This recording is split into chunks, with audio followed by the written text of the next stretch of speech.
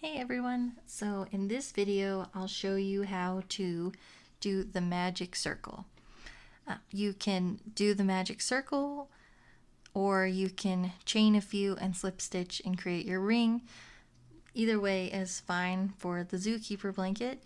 It just is a personal preference.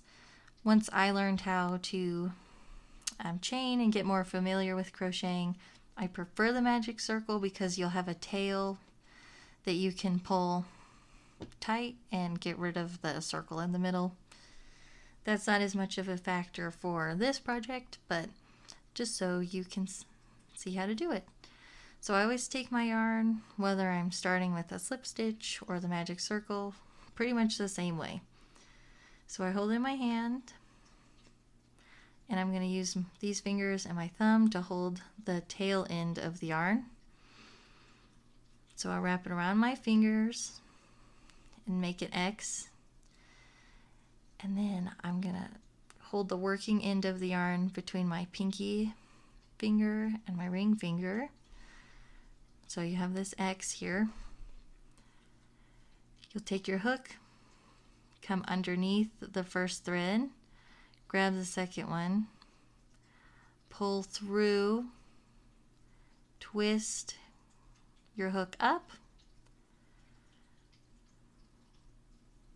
yarn over, and pull up a loop. And there you have a little circle. I like to take the tail out so I can make sure to keep it with this edge of the circle, and I'm going to crochet around that.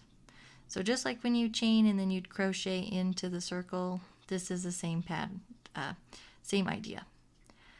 But it can be a little more difficult because there's not as much to hold on to, and for me at first it was just kind of awkward. But after you practice it several times, it's not so bad. So I'll chain one.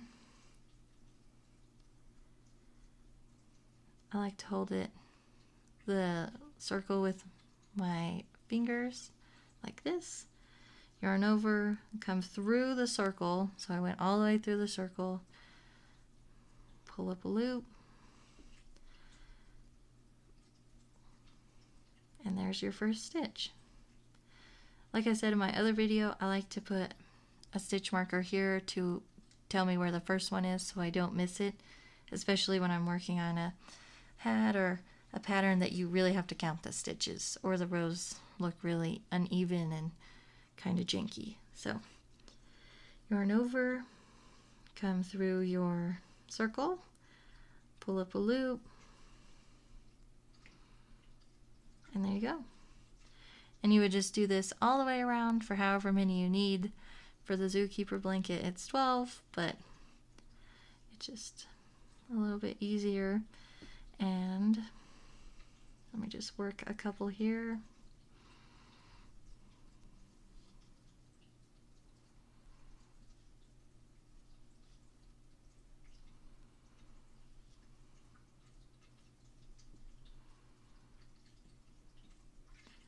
So then you have to pull it some so it's close enough to close.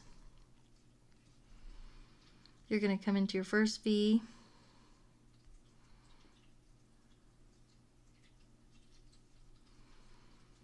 just slip stitch. So I'm just going to slip stitch, and there you go. And that's your project. But this little tail, you'll pull tight and it closes the hole in the middle altogether.